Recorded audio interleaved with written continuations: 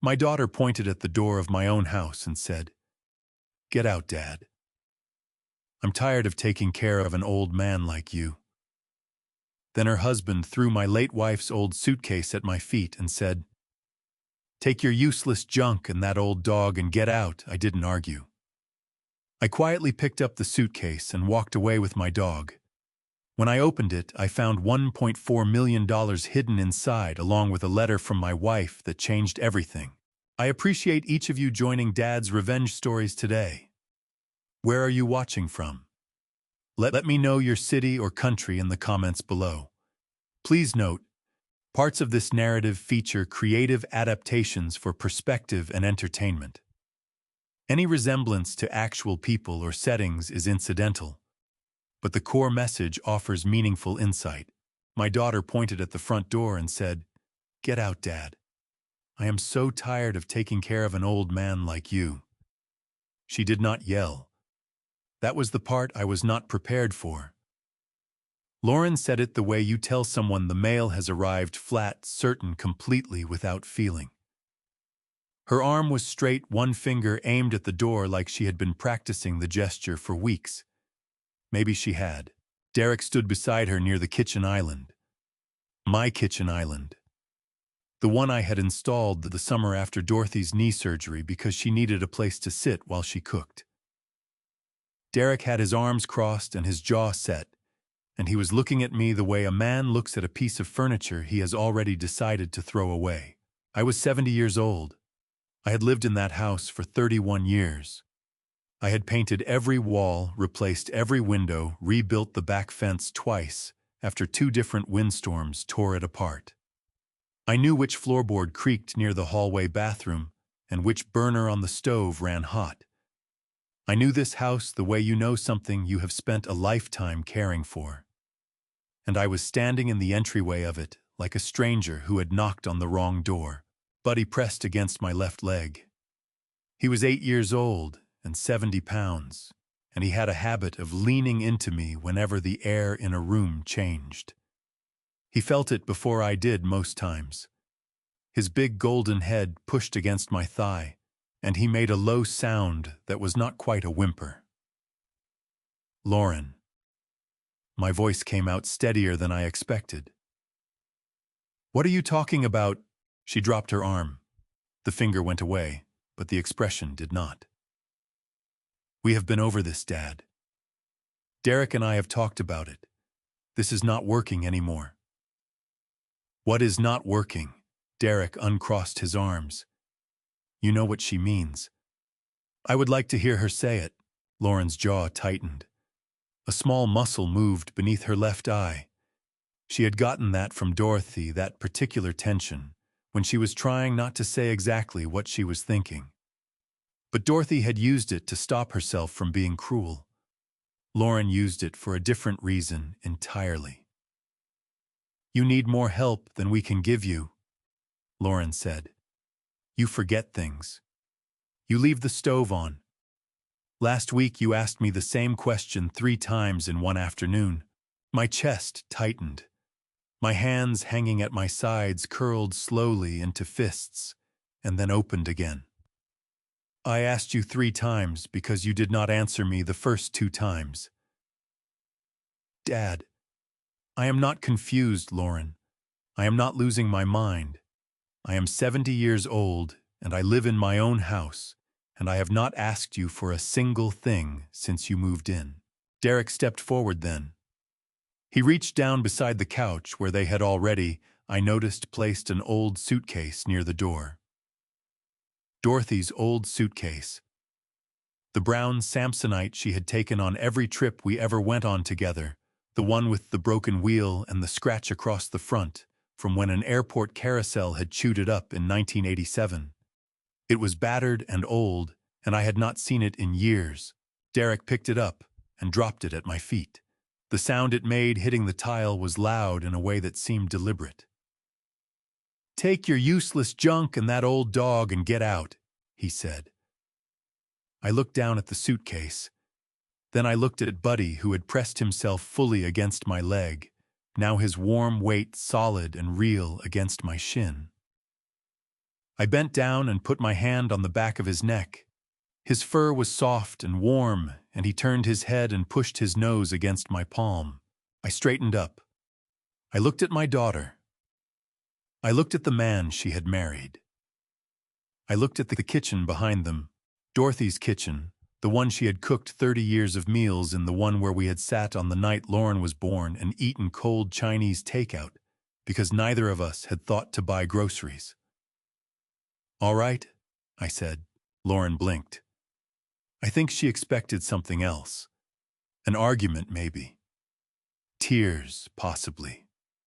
31 years of a man's life do not fold up easily, and I think she expected me to fight for them. I did not fight. I picked up the suitcase. I clipped Buddy's leash to his collar. I opened the front door and felt the night air come in cool and damp, the particular smell of a Los Angeles evening in early March, when the marine layer rolls in off the ocean and everything smells faintly of salt and wet pavement. I did not look back. The walk to my car was 11 steps. I had never counted them before. I counted them that night. I put the suitcase in the back seat. I opened the passenger door for Buddy, and he climbed in and put his nose against the window. I walked around to the driver's side and got in and sat there with my hands on the steering wheel and the engine off. The porch light was still on. The curtains in the front window were still. Nobody came out. I had spent 31 years building something in that house. A marriage, a family, a life that Dorothy and I had made together out of ordinary days and small savings, and a shared understanding that what you build slowly is worth more than what comes easy. In 11 steps, I had left all of it on the other side of a closed door. I reached back and put my hand on the suitcase. The old brown Samsonite. Something moved in my chest. Not grief, exactly, not yet. Something older than grief. "All right, Buddy," I said. My voice came out rough. I cleared my throat. "Let's go find somewhere to sleep." I started the engine. The headlights came on and lit up the empty street ahead. I pulled away from the curb slowly, the way a person does when they are not yet sure where they are going. I did not know yet what was inside that suitcase. I found the motel the way you find most things at 70 years old and 11 o'clock at night, with a dog in the passenger seat, by accident and desperation in equal measure. It was on Sepulveda Boulevard, wedged between a tire shop and a 24-hour laundromat, the kind of place that has a vacancy sign permanently lit because it has never once in its entire existence been fully booked. The office smelled like carpet cleaner and old coffee. A young man behind the desk did not look up from his phone when I walked in. He slid a key card across the counter without being asked.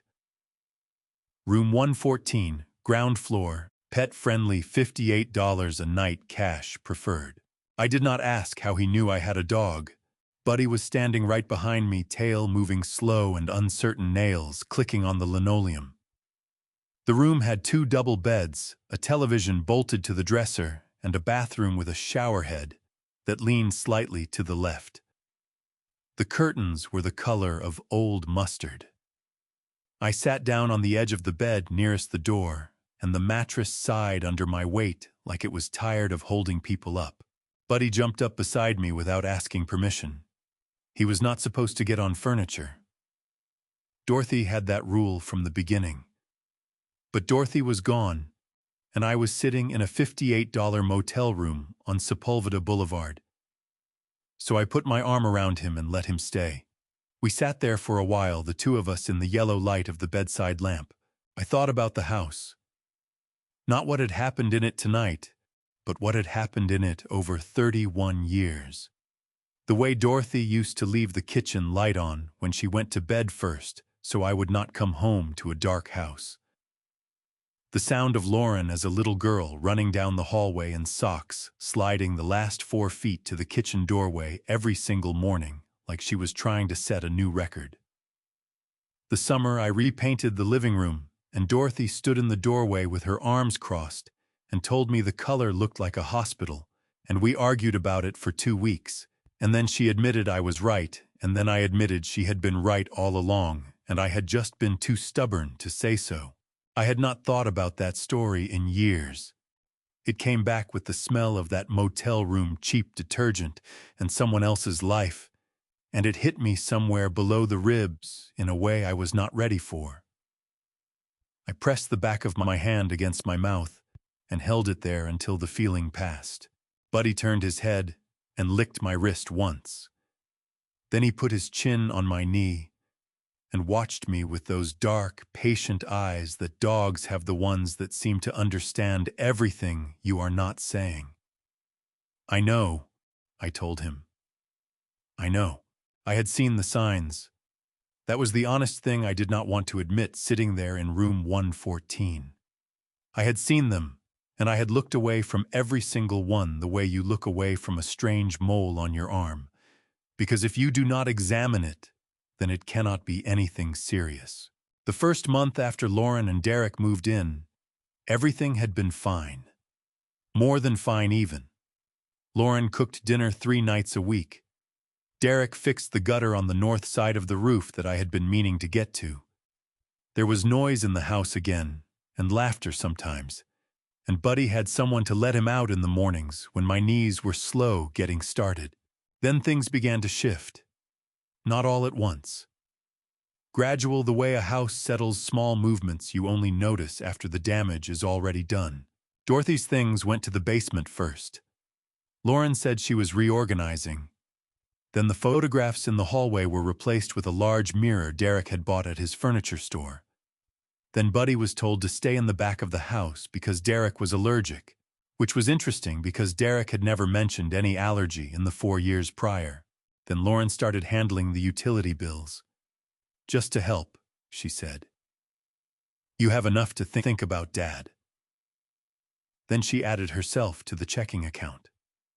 "Just for emergencies."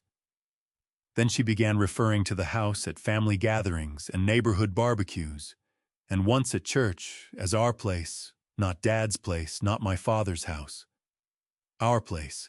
And I had said nothing. Every single time I had swallowed whatever was sitting in my throat and told myself that family required patience and that Lauren was under pressure with her job and that Derek was not a bad man, just a difficult one, and that Dorothy would have wanted me to keep the peace. Dorothy. I looked at the suitcase propped against the wall beside the door. The old brown Samsonite, beat up and listing to one side because of the broken wheel. Dorothy had taken that bag to San Francisco and New Orleans, and twice to visit her college roommate in Portland. She had taken it the one time we went to Hawaii for our 25th anniversary, the only vacation we ever took that was purely for ourselves, with no agenda and no relatives and no reason to be anywhere except exactly where we were. I had not opened it yet. Something was stopping me. Not fear exactly. Something closer to the feeling you get before a doctor's appointment, when you already know the news is not going to be good, but you are not ready to hear it spoken aloud. Buddy lifted his head from my knee. He looked at the suitcase. Then he looked at me. "All right," I said. I got up. My knees protested the way they always do on cold nights. A sharp complaint that runs from the joint up through the thigh. I crossed the room and crouched down in front of the suitcase and put both hands on the latches. They clicked open. I lifted the lid. The first thing I saw was an envelope. Not clothes. Not the old sweaters I half expected. Not the folded shirts Dorothy used to pack so carefully that they came out the other end looking like they had never been touched. Just a single white envelope sitting on top of a layer of folded dish towels with my name written across the front in handwriting I would have recognized anywhere. Henry. My knees were already complaining from crouching, so I sat down on the floor of room 114 with the suitcase open in front of me, and Buddy pressed against my right side, and I held that envelope in both hands for a long moment before I could make myself open it. Inside were 4 things. A small brass key with a paper tag attached the kind banks use for safe deposit boxes. A folded document, thick cream-colored pages held together with a binder clip. A prepaid debit card in a plain sleeve, and a handwritten letter, 3 pages front and back, in Dorothy's careful script. I unfolded the letter first. She started with an apology. That was so like her that my throat closed up before I finished the first paragraph. Dorothy could never deliver difficult news without apologizing for the difficulty of it first, even when none of it was her fault.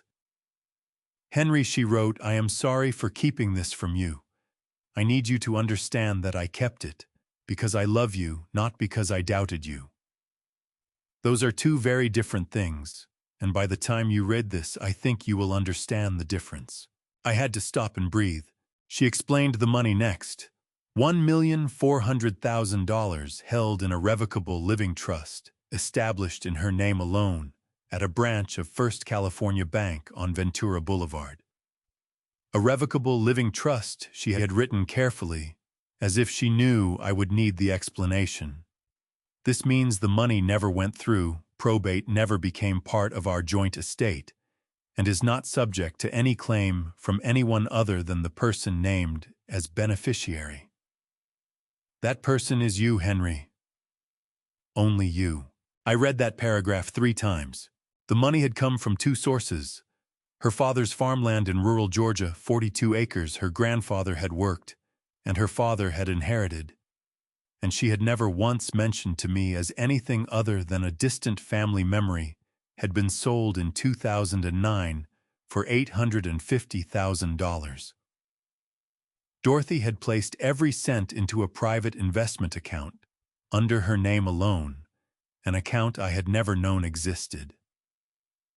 The remaining $550,000 had grown from 18 years of quiet, steady investment decisions made by a financial advisor named Robert Hensley, whose business card was paper-clipped to the second page of the letter. I sat on that motel floor and read about a life my wife had been quietly protecting alongside our shared one, and I did not feel betrayed. I want to be clear about that. I felt something closer to awe. She wrote about why she had kept it hidden. She did not flinch from it. My love, she had written, she used that particular endearment sometimes when she was being most serious. You have a generous heart. It is one of the things I fell in love with. But your generosity has a blind spot, and that blind spot has a name, and we both know what it is. Every time Lauren called in trouble, you emptied yourself to fill the hole. Every single time. You never asked whether the hole was real. You never asked whether filling it was helping her or teaching her that holes were something other people fix. My jaw tightened. My hand pressed flat against the carpet beside me. She was right. She had always been right about this, and I had always known it, and we had argued about it exactly 4 times over 30 years, and each time I had accused her of being too hard on our daughter, and each time she had gone quiet in the particular way that meant she was choosing her marriage over her point. She had kept choosing it, right up until she couldn't anymore. The letter continued. She wrote about the suitcase, how she had given it to Carol Simmons for safekeeping 14 months before she passed, with specific instructions. Carol was not to give it to me unless Lauren had done something that could not be explained away or forgiven easily. Dorothy had written those words carefully. Something that could not be explained away. She had known, not guessed. Known. There is a safe deposit box, she wrote at the First California branch on Ventura. The brass key opens it. Inside you will find the original trust documents, copies of all account statements, and a sealed letter from Jason Barrett, the attorney who helped me establish everything. Jason's office is on Wilshire Boulevard in Brentwood. He is expecting your call. I looked at the brass key lying in my palm. Small and ordinary. The kind of thing you could lose in a coat pocket and forget for years. $1,400,000. The number did not feel real. It felt like something from a conversation overheard in a waiting room, someone else's extraordinary problem, nothing to do with the man sitting on the floor of room 114, with a dog leaning against him, and a broken suitcase wheel poking into his ankle. Buddy made a soft sound and pushed his nose under my arm. I put the letter down on the carpet and wrapped both arms around him and pressed my face into the warm fur of his neck. He smelled like home, like the backyard on a warm evening, and the old blanket he slept on, and something underneath all of it that I could not name, but had known for 8 years. She knew, I told him. My voice cracked on the second word. She knew the whole time, and she still found a way. I sat there on the floor of that motel room holding my dog, and for the first time since Lauren had pointed at that door, the pressure in my chest shifted. Not gone, not even close to gone, but changed in its quality. The way a storm changes when you finally understand which direction it is moving. I reached for the letter again. There was one more line at the bottom of the 3rd page. There is one more thing you need to know. When you are ready, find Carol. I called Carol Simmons at 6:17 in the morning. I know the exact time because I had been watching the clock on the nightstand since 4, lying on top of the motel bedspread, with Buddy stretched across my legs, waiting for an hour that felt less indecent to call a 67-year-old woman I had not spoken to in nearly 8 months. 6:17 felt like the best I could do. She picked up on the second ring. Not groggy, not irritated. Just Carol, alert and steady, like she had been sitting by the phone expecting it. "Henry," she said, not a question. "You knew I would call. Dorothy told me you would call." A pause, brief and careful. "She also told me it would probably be very early in the morning, because you never could sit still when something was eating at you. She said you used to reorganize the garage at 2 in the morning when you were worried about something." My throat tightened. "She told you that?" "She told me a great many things, Henry. That was rather the point." I sat up on the edge of the bed. Buddy lifted his head, assessed the situation, and put it back down on my knee. Outside, Sepulveda Boulevard was already producing its first thin stream of morning traffic delivery trucks, mostly the city's unglamorous machinery, starting up before anyone was awake to notice it. "The suitcase," I said. "Yes." She planned this from the beginning. Carol was quiet for a moment. When she spoke, her voice had shifted into something more careful, the way a person speaks when they are choosing each word before they release it. "Dorothy came to me 14 months before she passed. She had already spoken to Jason Barrett by then. The trust documents were finalized. She needed someone to hold the suitcase and understand when to act. And that was you. She did not have many people she could trust with something this important. You know Dorothy. She was not a woman who scattered her confidence around carelessly. That was true. Dorothy had 3 close friends in her entire adult life, and she had known all 3 of them for over 20 years. Carol had been the first. She told me to wait, Carol continued. She was very specific about that. She said, "Carol, do not give Henry that suitcase because his back hurts, or because Lauren raised her voice at Thanksgiving, or because Derek said something thoughtless at Christmas. Wait until there is something that cannot be explained away." She paused. "I returned the suitcase to the house 2 years ago, Henry. I put it in the storage closet on the 2nd floor myself when Lauren was at work. Dorothy wanted it close to you when the time came, just not visible enough to raise questions." My hand tightened around the phone. "And you decided last week qualified." "Lauren called me," Carol said. 3 days before she put you out. She told me you had become difficult to live with, that you were confused sometimes, forgetful that you had said some unkind things to Derek." A short pause. "She asked me if I thought it might be time for you to consider a different living arrangement." The room felt smaller suddenly. The mustard curtains, the tilting shower head, the mattress that sighed. All of it pressing in. "She called you," I said slowly, "to build her case. She called me to see which direction I was leaning." Carol's voice hardened slightly at the edges, the way metal sounds when it gets cold. "I told her I thought you seemed perfectly sharp to me the last time we spoke." She thanked me very politely and got off the phone in under 2 minutes. I stood up and walked to the window and looked out at the parking lot. A man in a gray sweatshirt was loading boxes into a van. A woman was walking a small dog on a short leash near the laundromat next door. Ordinary Saturday morning, the whole world entirely indifferent to the fact that my daughter had been building a story about me before she threw me out the door. "Carol." My voice came out lower than I intended. "Did Dorothy think Lauren would do something like this?" The pause this time was longer. "Dorothy did not think Lauren was a bad person," Carol said finally. "But she thought Lauren had learned that certain behaviors had no consequences, and she was afraid of what happens to a person when they spend long enough learning that." I pressed my forehead against the cold glass of the window. "There is something else," Carol said. "I did not want to tell you over the phone, but I think you need to know before you speak to Jason." She took a breath.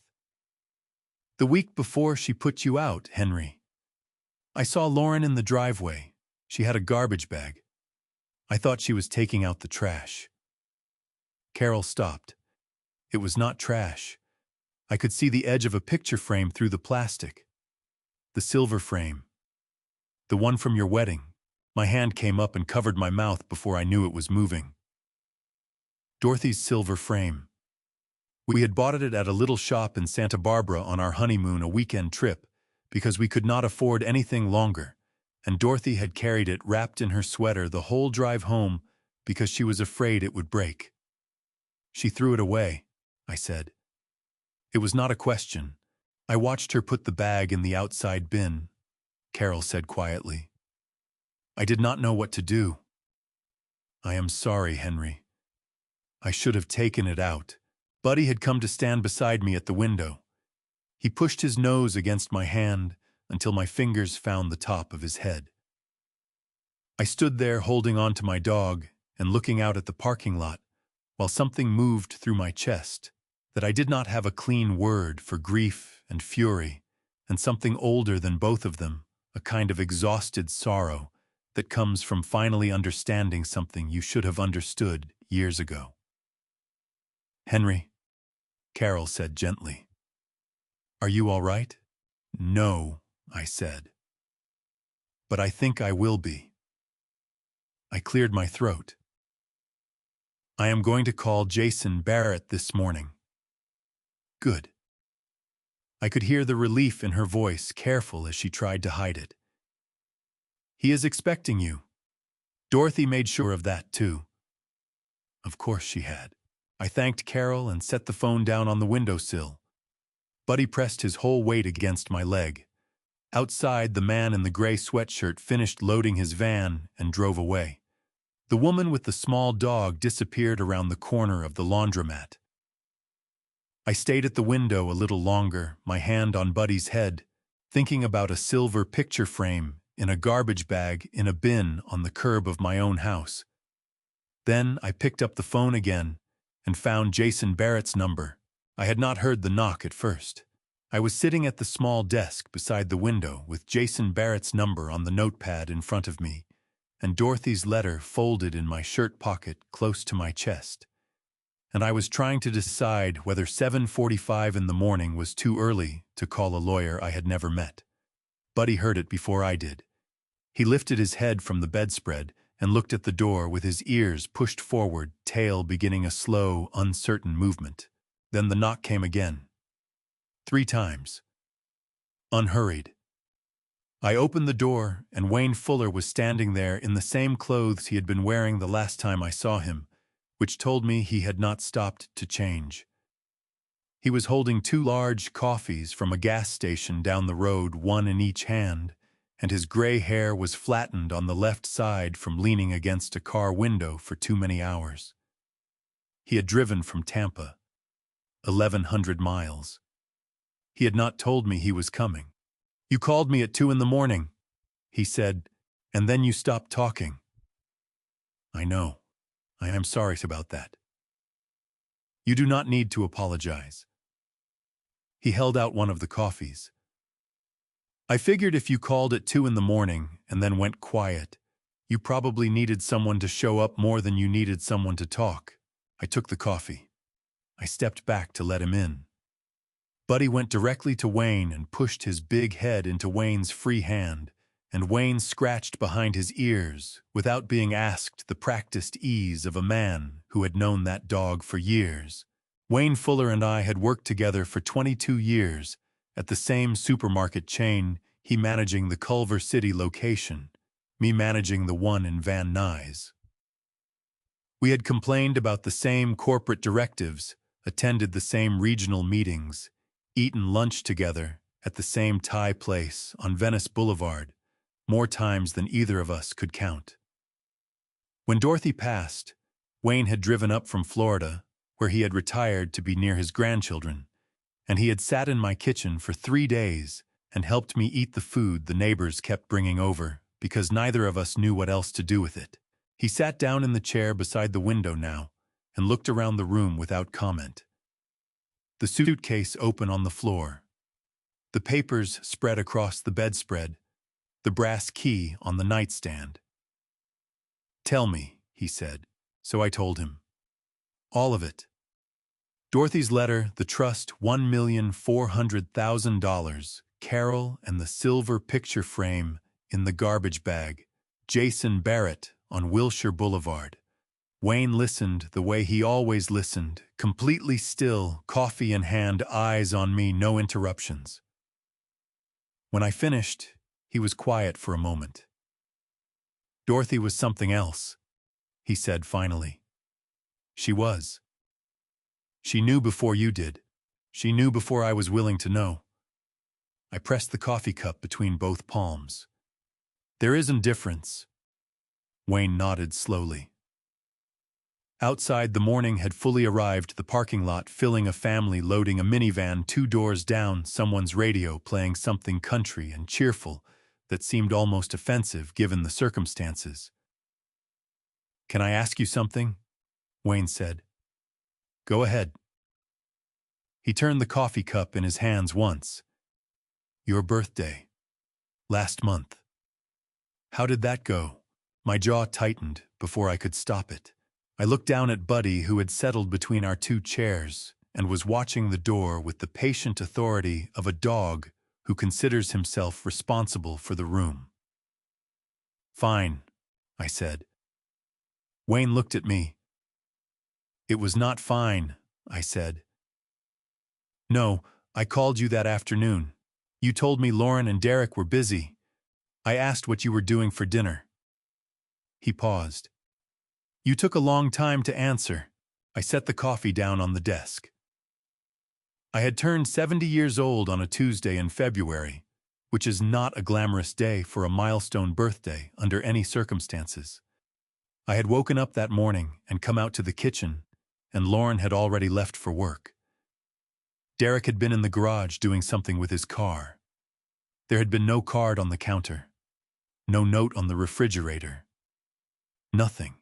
I had taken Buddy for a longer walk than usual that morning, down to the park on Kester Avenue where Dorothy and I used to walk on Sunday evenings. I had sat on the bench where we always sat and watched Buddy investigate the base of every tree with the methodical dedication he brought to all serious endeavors. That evening I made myself a sandwich and ate it at the small table in the kitchen. Buddy sat beside my chair. At 9 o'clock, I saw Lauren's post on her social media, a photograph taken that night, she and Derek at a restaurant in Sherman Oaks, candles on the table, wine glasses raised.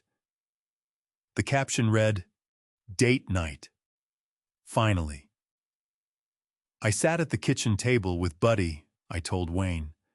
They posted a photograph from a restaurant. The same evening. Wayne's expression did not change dramatically. He just pressed his lips together once and looked out the window. "They knew it was your birthday," he said. It was not a question. "Lauren has known my birthday her entire life," I said. "She planned my 60th. She organized the whole thing. Invited everyone, ordered a cake from that bakery Dorothy liked on Ventura." I picked up the coffee again. "That was 10 years ago. Before the money ran low, I suppose." Wayne was quiet for a moment. Then he said, "Henry, I want you to hear something, and I want you to take it seriously. All right?" He leaned forward in the chair, both elbows on his knees, and looked at me directly the way he used to look at me across conference tables when he thought I was about to make a mistake. What happened to you in that house did not happen in one night. It happened slowly over a long time, and you let it happen because you loved your daughter, and you thought love meant absorbing whatever she gave you." He held my gaze. "Dorothy understood that about you. That is why she spent 14 months making sure you would have somewhere solid to stand when the ground finally gave way." The room was very quiet for a moment. Buddy stood up, walked to my chair, and put his head on my knee. "Today, Wayne said, we call the lawyer. Jason Barrett's office was on the 14th floor of a glass building on Wilshire Boulevard in Brentwood, the kind of building where the lobby has real marble floors and a security desk and elevator music that sounds like it was composed specifically to make people feel their problems are being handled. Wayne stayed in the lobby with Buddy while I went up alone. The elevator opened into a reception area with cream walls and low leather chairs, and a young woman at the front desk, who smiled at me with the practiced warmth of someone who had been trained to make anxious people feel less anxious. She offered me water. I said yes. She brought it in a real glass, not a paper cup, which struck me as the kind of detail Dorothy would have noticed and approved of. Jason Barrett came out to meet me himself. He was younger than I expected, late 30s, dark suit, no tie. The kind of calm that does not come from inexperience, but from having sat across from enough difficult situations that they no longer surprise him. He shook my hand with both of his and looked at me directly. "Mr. Wallace," he said, "I am glad you called. Your wife told me you would eventually. She was very confident about that." "She was confident about most things," I said. He smiled, small, genuine. "Please, come in." His office had a view of the Santa Monica Mountains, hazy and pale in the morning light. He had a framed photograph on the credenza behind his desk, a hiking trail, somewhere 2 people and a dog. I noticed it because it was the only personal item in the room. Everything else was files and order. He sat down across from me and folded his hands on the desk and gave me the kind of attention that lawyers charge considerable amounts of money for, and that in this case, Dorothy had already arranged. "Let me explain what your wife built," he said, "and then I will answer every question you have." He explained the trust first. Dorothy had established a revocable living trust, a legal arrangement under California law that allowed her to place assets in a structure she controlled during her lifetime, with instructions for how those assets would be managed and distributed after her death. Because the trust held the assets rather than Dorothy holding them personally, those assets bypassed probate entirely. Probate is the court-supervised process of validating a will and distributing an estate. It is public, it is slow, and it gives interested parties an opportunity to contest. Dorothy's trust avoided all of that. The money moved directly to me as sole beneficiary the moment she passed, with no court involvement and no notification required to any other party. "Your daughter," Jason said carefully, "has no legal standing to make any claim against this trust. The assets were your wife's separate property, inherited from her father, managed independently, never commingled with your joint marital funds. Under California law, separate property remains separate. Lauren was never named as a beneficiary. She was never entitled to be. I sat with that for a moment. $1,400,000 that Lauren had never had any right to and had never known existed. The house, I said. Jason nodded. Title is held in your name alone. You are the sole owner of record. That has been the case since you and Dorothy purchased the property in 1994. He paused. Your wife asked me to confirm this specifically. She wanted to make sure you understood that no one can sell that property, encumber it, or enter into any agreement regarding it without your signature. Not Lauren, not Derek. No one. Something loosened in my chest at that. A tightness I had been carrying since the night I stood on the porch watching my own front door close against me. She tried to sell it, I said. Jason's expression did not change, but something behind his eyes sharpened. I am aware. We received notification through our monitoring system when the property was listed. The listing was removed within hours of our contact with the brokerage. He set a document on the desk and turned it toward me. Any contract Lauren or Derek signed with a real estate agent regarding your property is void, unenforceable. They had no authority to enter into it. I looked at the document. My name, my address, my property. Mine. Dorothy asked me to give you this once you had read everything else, Jason said. He placed a sealed envelope on the desk beside the document. My name was written across the front in Dorothy's handwriting. She called it the last page. She was quite specific that you were not to read it until you understood the full picture. I picked it up. The envelope was heavier than I expected.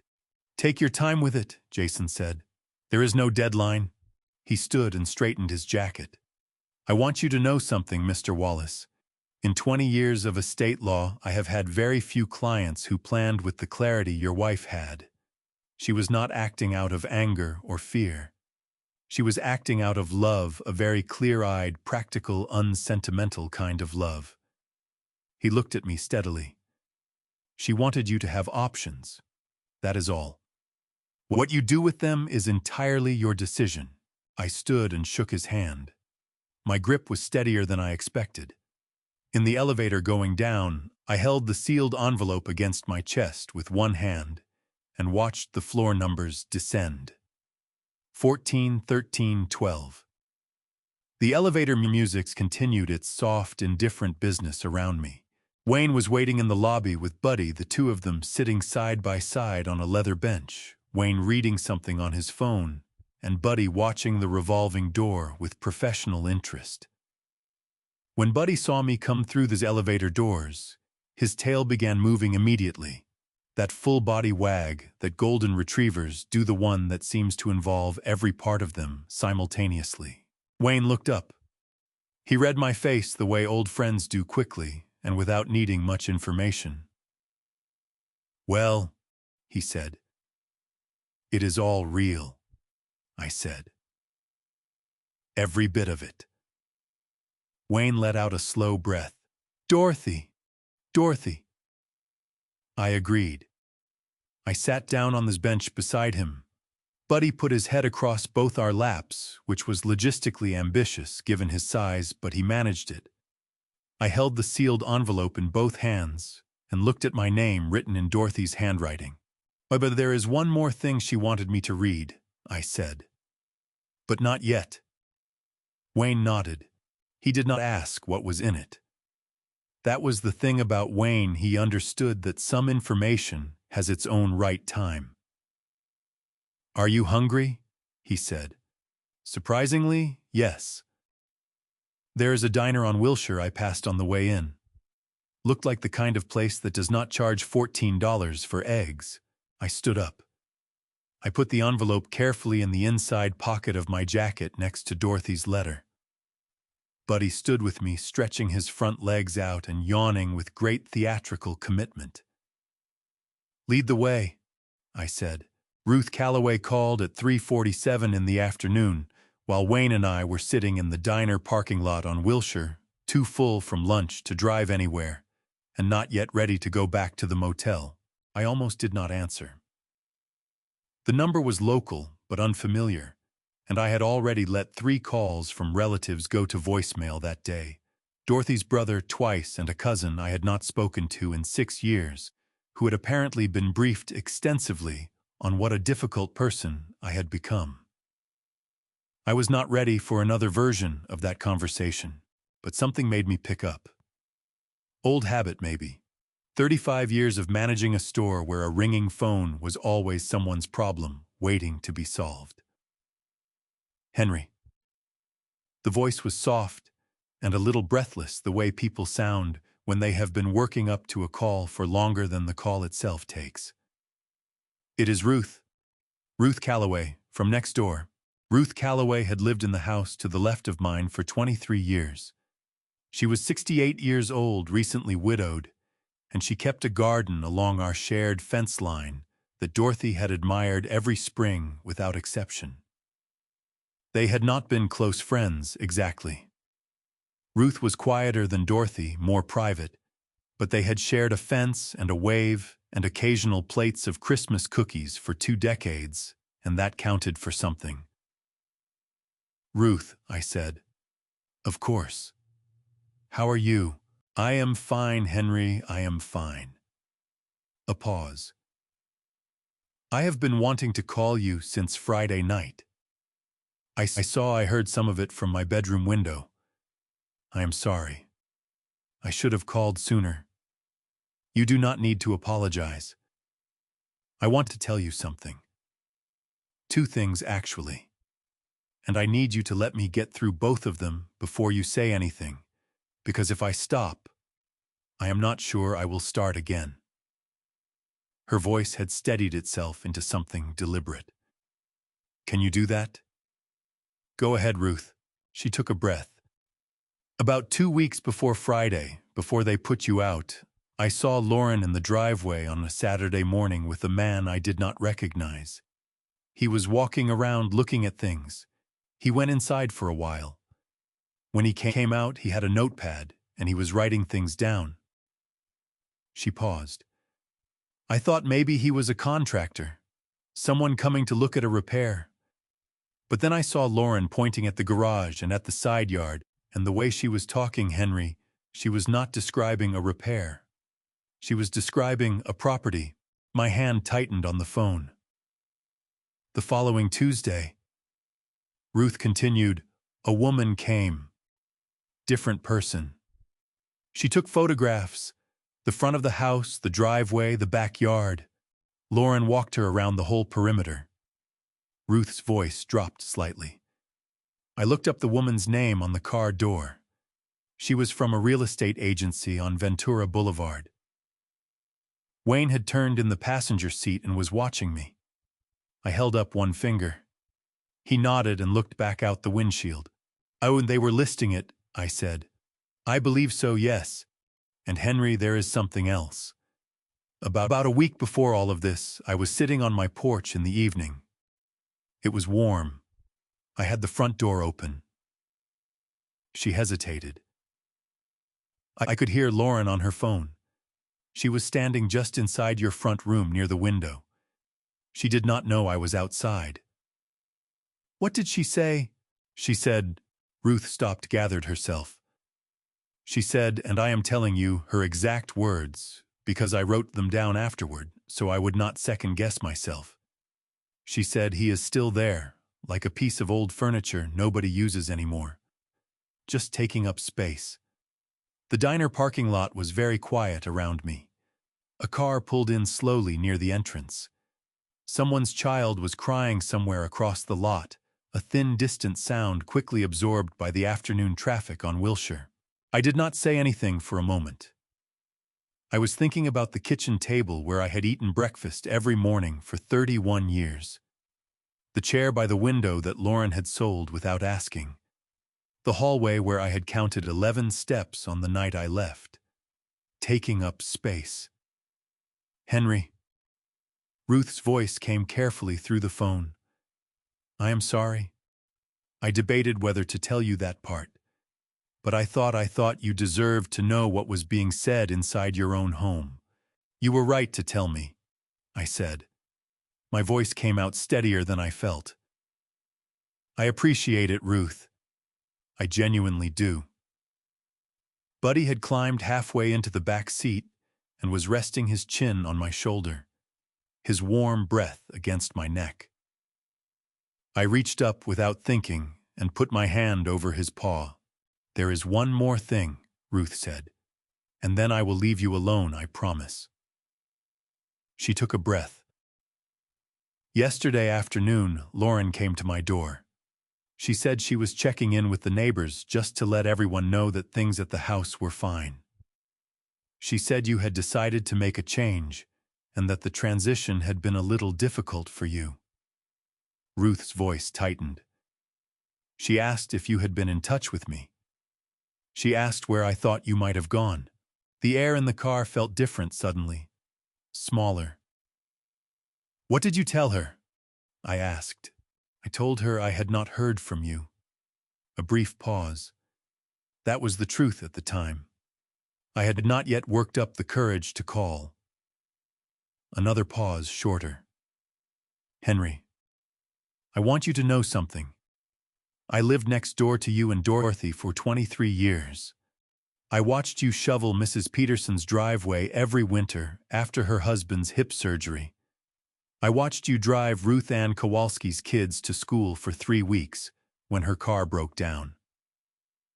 I watched Dorothy plant that rose bush along our fence the summer after my husband passed, and she never once mentioned she had done it on purpose to give me something cheerful to look at from my kitchen window.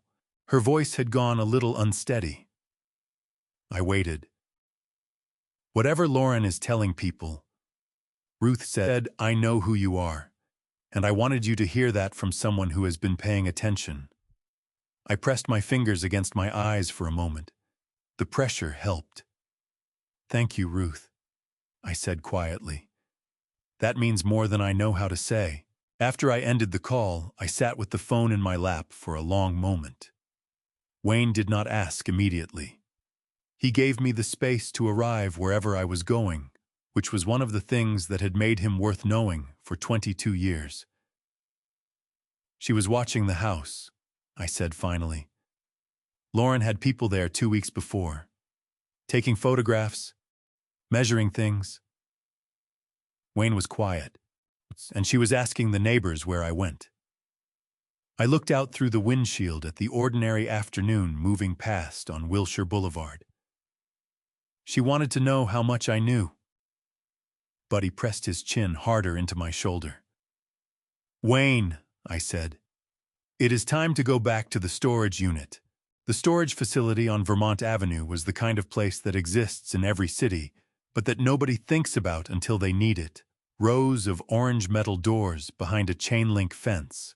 A keypad at the entrance that Dorothy had always complained was too small for her fingers, a smell of concrete and old cardboard, and the particular stillness of things that have not been touched in a long time. Dorothy and I had rented the unit since 2006. We had kept holiday decorations in it and furniture we could not bear to throw away, but had no room for, and 3 boxes of books that Dorothy always said she would get back to, and never did. After she passed, I had come once to drop off a few things I could not look at every day, and then I had not come back. The padlock was stiff. Wayne held Buddy's leash while I worked the key, my hands less steady than I wanted them to be. The door rolled up with a sound like a long exhale. The smell hit me first.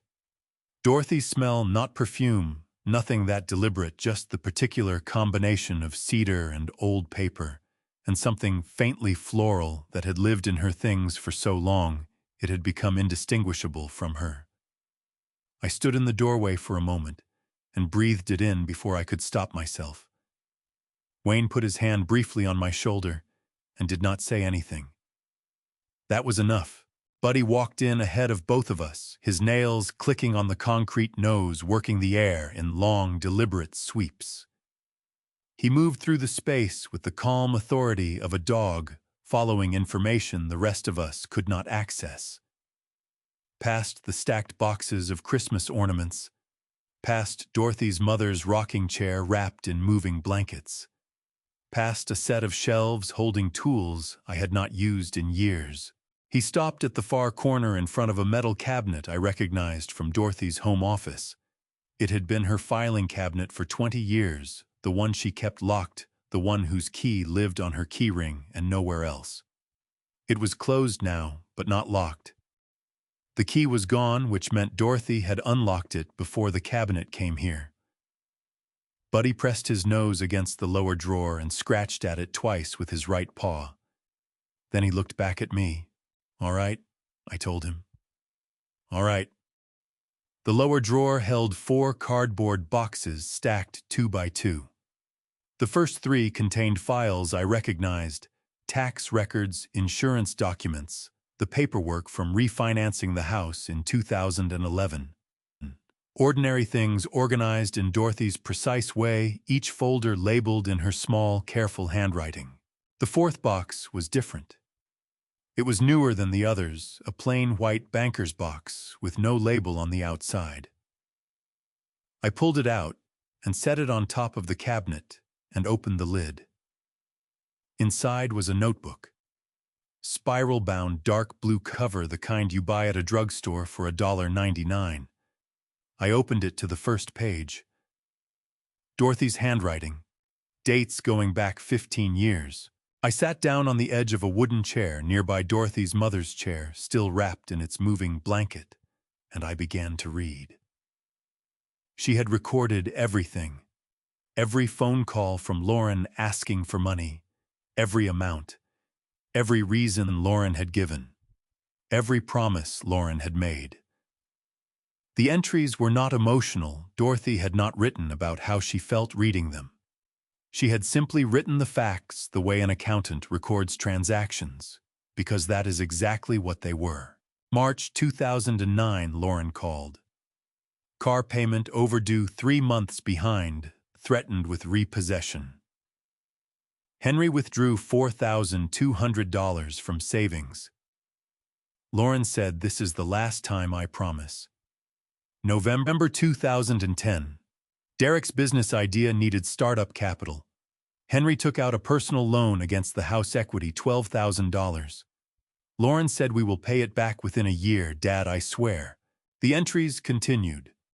Page after page. Year after year. The numbers varied, sometimes a few $100s, sometimes several thousand. Once a single withdrawal of $22,000 to cover what Lauren described as a tax emergency that turned out to be a credit card debt accumulated over 18 months of spending that had nothing to do with taxes. At the bottom of each entry, Dorothy had written Lauren's exact words. The promise made each time. This is the last time. We will pay you back. I do not know what we would do without you, Dad. By the time I reached the final entry, dated 14 months before Dorothy passed, my hands were not entirely steady on the notebook pages. The total at the bottom of the last page, added in Dorothy's careful hand, was $220,000. 22 years. $220,000. And every single time Lauren had said it was the last time. I closed the notebook. Wayne had been sitting on a box near the door, giving me the room to go through it without an audience. He looked up when I closed the notebook and read whatever was on my face. "Bad," he said. $220,000, I said. Over 22 years, every cent recorded, every promise Lauren made. I set the notebook on my knee. Dorothy wrote it all down. Every single time. Wayne was quiet for a long moment. "She knew you would need to see the numbers. She knew I would need to see them to believe them." I pressed the back of my hand briefly against my mouth. Because if she had just told me, I would have found a way to explain it away. That is what I do. That is what I have always done. Buddy came and leaned against my leg. I reached down and found the top of his head. At the bottom of the banker's box beneath the notebook was a photograph in a plain white sleeve. I picked it up and slid it out. It was a picture of my armchair. The old green one that had sat beside the living room window for 20 years. The chair where I read the newspaper every morning, where Buddy used to sleep across my feet when he was young enough to fit. Dorothy had taken the photograph herself, I could tell by the angle. She had written 2 words on the back in her handwriting. He stays. Lauren had sold that chair for $20 without asking me. But Dorothy had seen it coming. She had taken a photograph of it and written those 2 words and put it in the bottom of a box in a locked cabinet in a storage unit she knew I would eventually have to open. He stays. I held the photograph for a long moment. Then I looked at Wayne. There is a packet of printed emails in here, I said. I have not opened it yet. Wayne stood up slowly. Do you want to do that here or somewhere with better light? I looked at Buddy, who looked back at me with the patient expectation of a dog who has already decided the answer. Here, I said. I want to do it here. The packet was held together with a binder clip, the same kind Dorothy used for everything small, silver, practical. There were perhaps 30 pages inside printed on plain white paper, each sheet dated at the top in Dorothy's handwriting, before the email text began. I sat back down on Dorothy's mother's chair, and Wayne pulled a wooden stool from beside the shelving unit and sat across from me close enough to read over my shoulder if he wanted to. He did not lean in. He waited. The earliest email was dated 9 years ago. Lauren had written to Dorothy on a Thursday afternoon, I know, because the timestamp was printed at the top of the page, 2:43 in the afternoon, which meant she had written it from her office during work hours. Mom, she had written, I need you to not mention the car thing to Dad yet. I am going to handle it. You know how he gets when he thinks we are being irresponsible. Just give me a few weeks to figure it out. I will tell him myself when the time is right. I turned the page. The next email was 3 weeks later. Dad came through, Lauren had written. I knew he would. He always does when it really matters. You worry too much, Mom. He is not going to run out of anything. He has his pension and the house is paid off. He is fine. My jaw tightened. I turned the page. The emails continued across 9 years. Some were short, a few lines, a quick update, the casual tone of someone who did not think what they were writing was worth careful consideration. Others were longer. In the longer ones, Lauren's thinking was visible in a way that the shorter ones did not allow, and what was visible was not pleasant to look at. Do not tell Dad the real number she had written in one email from 6 years ago. You know how he is. If he knows it is that much, he will ask questions, and then it turns into a whole conversation about responsibility, and I cannot deal with that right now. Just tell him it is for the car. And in another from 4 years ago, Mom, Dad is so easy to talk to about this stuff. He never pushes back the way you do. I know you think I am taking advantage, but I genuinely do not see it that way. He wants to help. We are letting him help. Everyone is happy. I set that page face down on my knee and looked at the ceiling of the storage unit for a moment. The corrugated metal was streaked with old water stains. A single fluorescent light buzzed faintly above us. Everyone is happy. I had been happy. That was the honest and humiliating truth of it. Every time Lauren had called with a problem, every time I had written a check or transferred money or co-signed something I probably should not have co-signed, I had felt genuinely useful. Like a father. Like a man whose daughter still needed him. I had not understood that I was being managed. I had felt chosen, Wayne reached over and took the stack of pages from me gently and began reading from where I had stopped. He read without comment for several minutes. His expression did not change in any dramatic way, but something in the set of his mouth shifted, a compression, a tightening, the look of a man confronting something that confirms what he already suspected but hoped was not true. He stopped at a page near the middle of the stack and held it out to me. "In this one," he said quietly, "you need to read this one." The email was 3 years old. Lauren had not written it to Dorothy. She had written it to Derek, and Dorothy had somehow obtained a copy, I did not know how, and it did not matter, and printed it and placed it in this packet with everything else. Derek, Lauren had written, "I had another talk with Mom today. She is getting more difficult about this money stuff. She keeps saying Dad does not have as much as we think, and that we need to start being more careful. I honestly do not know what her problem is. Dad has his pension. The house is worth at least $800,000 right now, and when they are both gone, we get all of it anyway. We are not doing anything wrong. We are just timing things better than most people." I read that paragraph twice. We are just timing things better than most people.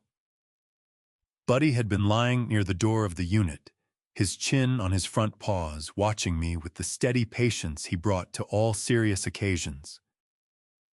He raised his head now and looked at me directly, and for one disorienting moment, I had the feeling that he understood exactly what I was holding in my hands. "Wayne," I said. My voice came out level. I was surprised by that. Yeah, she was not careless. She was not thoughtless.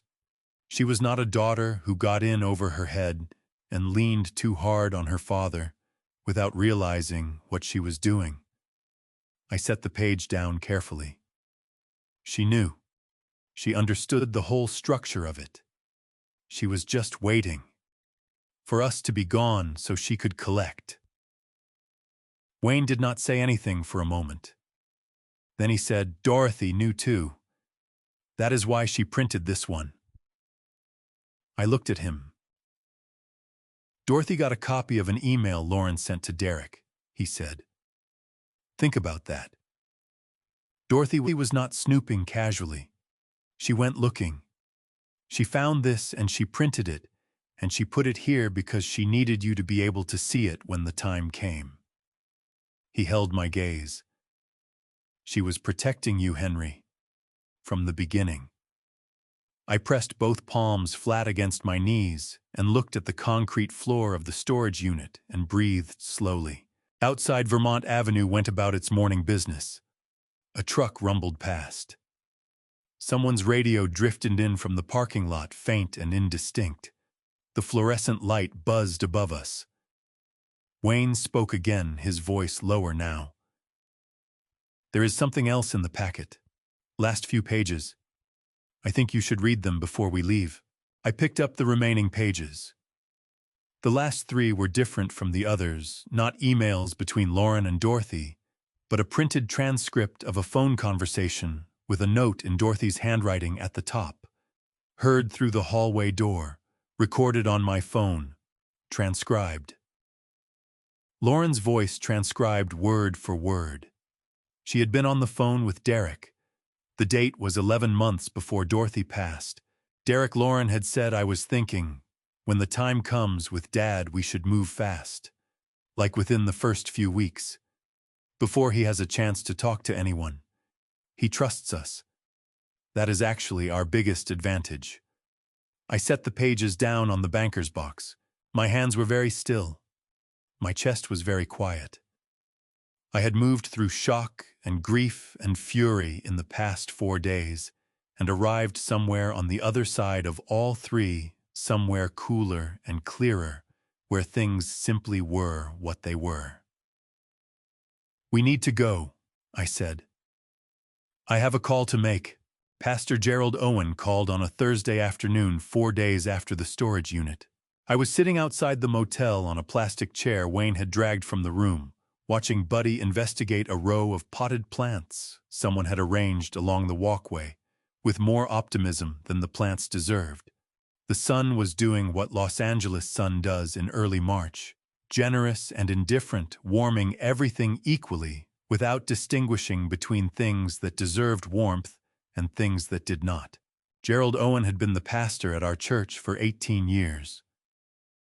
He was 65, broad-shouldered, slow-moving, in the way of a man who had learned that most things could wait 30 seconds longer than people thought they could. Dorothy had trusted him completely. I had trusted him almost as much. "Henry," he said, "I have been thinking about calling you since Sunday." "What happened Sunday?" A brief pause. "Lauren and Derek came to the service. They sat in the third row, which is where you and Dorothy always sat. I noticed that immediately." His voice was careful, the way it got when he was navigating something delicate. "After the service, Lauren spoke with several people. I was close enough to hear parts of it." I leaned forward in the plastic chair. Buddy looked up from the potted plants. "She told Margaret Forsythe that you had become very difficult to live with," Gerald said. "That you had been saying unkind things to Derek. That you had been confused about money, about dates, about what had been discussed. She said she and Derek had tried everything they could think of, and that ultimately you had decided to leave on your own." A pause. "She cried, Henry," convincingly. "The sun kept doing its generous, indifferent work on the motel parking lot. And the people she told," I said. "Did they believe her?" "Some of them. Margaret Forsythe, absolutely. The Hendersons were more reserved, they have known you longer." Gerald cleared his throat. "I want you to know that I did not believe her. I have known you for 18 years, and I have never once seen you behave the way she described. But I thought you should know what was being said." I thanked him. After I ended the call, I sat with the phone in my lap and looked at the row of potted plants Buddy was still methodically inspecting, and thought about Lauren sitting in the third row of our church, in the seats where Dorothy and I had sat for 2 decades, crying convincingly for an audience. Dorothy's brother called 20 minutes later. He did not lead with pleasantries. "Henry, what is going on? Lauren called me last week. She said you packed a bag and walked out in the middle of an argument. She said you told Derek he was not welcome in your home, and that you used some language she was not comfortable repeating." My hand tightened around the phone. "Did she tell you?" She pointed at the front door and told me to get out. Silence on the line. "Did she tell you her husband threw a suitcase at my feet and told me to take my old dog and leave?" More silence. Then, "Henry," she said. "I know what she said. I am telling you what happened." I kept my voice level. "You have known me for 40 years. You decide which version sounds like me." He was quiet for a long moment. When he spoke again, some of the certainty had drained out of his voice. "She called everyone Henry, the whole family, before the weekend. Before the weekend. Before I had a chance to call a single person myself." Wayne appeared in the doorway of the room behind me, coffee in hand, and read something in my posture that brought him out, to stand beside my chair without being asked. The call from Dorothy's brother ended without resolution, the way those calls do when someone realizes they have been handed a story and is not yet ready to admit they accepted it without examining it. "Lauren called the whole family before I left," I told Wayne. "She built the story first." Wayne sat down on the edge of the concrete step. "Of course she did." The next piece came from Wayne himself 2 days later. He had been to the hardware store on Venice Boulevard that morning and had stopped at the diner next door for coffee, and at the counter he had run into a man named Tommy Braddock, who apparently had no particular instinct for discretion and a notable habit of speaking freely after his second cup. Tommy Braddock was 45, heavy-set, with the permanent, slightly sunburned look of a man who spent too much time in parking lots. He had worked with Derek at the furniture showroom for 3 years before moving to a competitor. Wayne did not know him well, but recognized him from a company barbecue the previous summer. They had exchanged the ordinary pleasantries of men who know each other by sight, but not by name. And then Tommy had said unprompted that he had heard about the situation with Derek's father-in-law. He said Derek had mentioned it at a bar about 2 weeks ago, Wayne told me. Apparently Derek was in a good mood, buying rounds. Wayne looked at me steadily. He told Tommy and whoever else was there that the old man had finally run dry. Those were the words Tommy used, run dry. Derek said the pension barely covered groceries and there was no point keeping someone around who was only going to need more looking after. I watched Buddy walk back from the potted plants and settle at my feet. He thought I had nothing left, I said. He calculated it, Wayne said. That is different from thinking it. He sat down and decided you had reached the end of your usefulness, and that keeping you in that house cost more than it returned. The afternoon had shifted the sun lower now, the parking lot moving into the long gold light of a Los Angeles late afternoon. I thought about Derek standing at a bar buying rounds, satisfied, telling people the old man had run dry. I thought about Lauren sitting in the third row of our church, crying convincingly. I thought about 2 weeks of planning before they ever pointed at that door. Buddy pressed his chin against my shoe. I reached down and put my hand on his back and felt the slow, steady movement of him breathing. Wayne, I said. I need to make a phone call tonight. To Lauren. Wayne looked at me. What kind of call? I thought about $1,400,000 sitting in a trust with my name on it. I thought about Lauren's voice saying he always comes through when it really matters. I thought about Derek at a bar buying rounds, telling people the old man had run dry. The kind where I sound like a confused old man who just found a little bit of money, I said. And she sounds like a daughter who suddenly remembers she has a father. Wayne was quiet for a moment. Then slowly he nodded. All right, he said. Tonight then. I called Lauren at 7:43 in the evening. Wayne was sitting at the small desk with the door to the bathroom pulled halfway closed, close enough to hear everything, far enough to be out of my line of sight so I could concentrate. Buddy was on the bed beside me. I had my hand on his back, and I could feel his slow breathing under my palm, steady and reliable, and I used it the way a person uses a railing on an unfamiliar staircase. Lauren answered on the 4th ring. Her voice had the particular quality of someone who had seen the caller ID and taken a moment to compose themselves before picking up. Dad. Careful. Measured. Not warm. Not cold. Lauren. I let a silence sit for 2 full seconds. Then I said, I hope I am not calling at a bad time. No. No, it is fine. A pause. How are you doing? I had practiced this with Wayne for 20 minutes before I dialed. Not a script exactly, more a direction. Sound older than you feel. Sound uncertain. Sound like a man who has been alone in a motel room for 9 days and is starting to lose his footing. I am managing, I said. I let my voice come out a little slower than usual, a little more tired. It did not require much effort. I was tired. I wanted to call because I found some papers in the suitcase your mother left. The quality of Lauren's silence changed immediately. It became a different kind of quiet, attentive, sharpened the silence of someone who has just heard a sound they were not expecting and is trying to identify it without moving. Papers, she said. Some financial documents. I do not entirely understand them.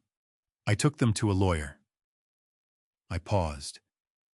He said it looks like your mother may have set aside a little money. I'm not sure of the details yet. How much money, Dad? I had expected the question. I had expected it to come within the first 30 seconds. It came in 22. I am not sure exactly. Some of the documents are complicated. I let a small, bewildered exhale into the phone. The lawyer mentioned something about a trust. He said there might be around $20,000 after taxes and fees. Maybe a little less. 3 seconds of silence. I counted them. 20,000, Lauren said. Give or take. I wanted to let you know because I was not sure what to do with it. I thought maybe we could talk. Of course, Dad. Her voice had warmed by approximately 10 degrees, the way a room warms when someone turns the heat on, noticeable, mechanical, not quite natural. Of course we should talk. How are you feeling? Where are you staying? Are you comfortable? The questions came quickly, one after another, and each one landed with the same, slightly too much quality of someone performing attentiveness rather than feeling it. I told her the name of the motel. I said it was fine. I said Buddy was doing well. I let my voice stay slow and uncertain throughout. When I ended the call, I sat with the phone in my lap and looked at the mustard-colored curtains and breathed. Wayne appeared in the bathroom doorway. Well, Ma, she asked how much money within 22 seconds of me mentioning the papers. He nodded once. When is she coming? She did not say, but she will. She came the next morning at 10:15. She brought Derek. She brought a bag of food from a breakfast place on Pico Boulevard. Good food, the kind from a restaurant that has a line out the door on weekends. Pastries in a white paper bag. A container of cut fruit. 2 coffees, which was one fewer than the number of people present, but I did not mention that. Derek shook my hand. He called me Dad. His grip was firm and his smile was the smile of a man who had decided to play a role and was playing it with full commitment. You look thin, Lauren said, touching my arm. Are you eating enough? I am managing. You should not be in a motel, Dad. This is not. She gestured at the room with a small, pained expression. You deserve better than this.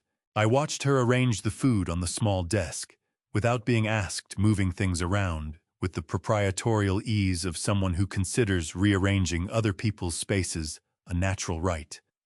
Buddy watched her from the bed, without moving. He had not gone to her when she came in. He had not wagged his tail. He simply watched with the careful attention of a dog who has learned that not all arrivals are equally trustworthy. They stayed for 3 hours. Lauren asked twice about the trust documents, each time approached from a different angle, once as concern, once as practical helpfulness. Derek offered twice to look over the paperwork, noting both times that he had some experience with financial matters. I said I would think about it. I said the lawyer was still working through things. I let my voice stay slow. At one point, Lauren suggested I come back to the house. Just temporarily, she said. Just until things were sorted out. Derek nodded beside her with the enthusiastic agreement of a man who has decided that $60 a night was a reasonable price for $1,400,000. Toward the end of the visit, Lauren excused herself to use the bathroom. Derek pulled his chair slightly closer to mine and leaned forward with his elbows on his knees, dropping the volume of his voice to the register people use when they want to seem trustworthy. Between us, Dad, he said. Whatever she left, we want to make sure it is protected. Set up properly. Lauren worries about you being taken advantage of. Some of these lawyers, you know, they charge a lot for not very much. I looked at him. Derek, who had thrown a suitcase at my feet. Derek, who had told Tommy Braddock the old man had run dry. Derek, who was now leaning forward in a motel room calling me Dad and warning me about people who might take advantage. I appreciate that, I said. I will keep it in mind. That evening after they left, Wayne sat across from me, and Buddy lay between our chairs, and the room was quiet in the way rooms get quiet after people have performed in them. She asked about the documents twice. I said, I heard. Derek offered to help with the paperwork twice. I heard that too. I looked at the white paper bag from the breakfast place on Pico. Good pastries, the kind that cost $4 each. They brought food, I said. They brought exactly enough food for 2 people, Wayne said. Not 3, I nodded. Outside, Sepulveda Boulevard moved through its evening routines. Someone was cooking something in the room next door, the smell of it drifting faint and warm under the door. Ordinary life continuing at its ordinary pace. I picked up my phone and typed a short message to Jason Barrett. It said, I am ready for the next step. Let me know when you have time to meet. I set the phone down. Buddy put his chin on my knee. Tomorrow, I told him. Tomorrow we move things forward. Lauren called at 8:53 the next morning before I had finished my first cup of coffee. She said she had been thinking about me all night. She said she had barely slept. She said Derek had suggested, and she thought it was a really good idea that perhaps I should come back to the house for a few days while the lawyer finished working through everything. Just to be comfortable. Just to have family around. I listened to all of it. I let a small silence sit at the end before I spoke. That is kind of you, I said. Let me think about it. Actually, Lauren, I spoke with Jason this morning. The lawyer. I paused. He had some more information about the trust. Her voice changed in a way that was barely perceptible but that I had been listening for. A slight quickening. An increase in attention so small it would have been invisible if I had not known to look for it. What did he say? He went through everything more carefully. The taxes, some old fees, a few things he called administrative costs. I let my voice carry the weight of a man delivering disappointing news he had spent the night coming to terms with. It looks like the actual amount your mother left is closer to $20,000. Maybe a little less by the time everything is settled. 3 seconds of silence. In those 3 seconds, I thought about 31 years in a house I had built a life inside. I thought about Dorothy taking the photograph of my green armchair and writing, "He stays on the back." I thought about Buddy pressing against my leg on the night I walked 11 steps to my car in the rain. I thought about 22 years of withdrawals, each one accompanied by Lauren's voice saying, "This is the last time, Dad, I promise." 3 seconds. "Oh," Lauren said. One word. The architecture of an entire relationship collapsed into a single syllable. "I know it is not what we hoped," I said, "but I thought you should know." "Right." Her voice had flattened. Not cold, exactly, something more efficient than cold. The tone of a person mentally closing a file folder and moving on to the next item. "Well, that is too bad. I was thinking maybe we could have dinner this week, all of us together, like we used to." A pause. "This week is actually really busy for us, Dad. Derek has some work things and I have—" She stopped. "I will have to check the calendar and get back to you." She did not get back to me. What she sent 47 minutes later was a text message. I still have it. I did not delete it because Wayne told me to keep everything, and Wayne has not been wrong yet. The message read, "Dad, I think it would be good for you to use that money to get yourself set up somewhere comfortable.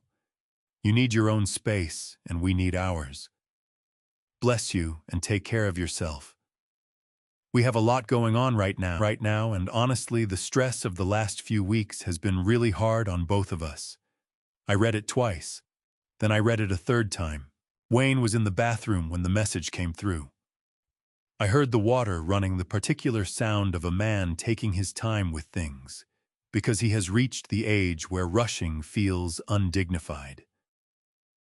I sat on the edge of the bed with the phone in my hand and Buddy's chin on my knee, and I read Lauren's message a fourth time. Bless you, and take care of yourself. I thought about the breakfast pastries from Pico Boulevard, $4 each. Good ones. The kind you bring to someone whose money you are hoping to access. I thought about Derek leaning forward in his chair and dropping his voice and calling me Dad while warning me about lawyers who overcharge. I thought about 22 years of this is the last time, I promise. Bless you, and take care of yourself. Wayne came out of the bathroom and read my face the way he always did, quickly and accurately, and sat down in the chair across from me without saying anything. I held the phone out, and he took it and read the message. He read it once. He set the phone on the desk between us. He did not say anything for a full 30 seconds. That was how I knew it had landed the way it was supposed to land, because Wayne Fuller did not go quiet for 30 seconds over things that did not warrant it. 20,000 was not enough, he said finally.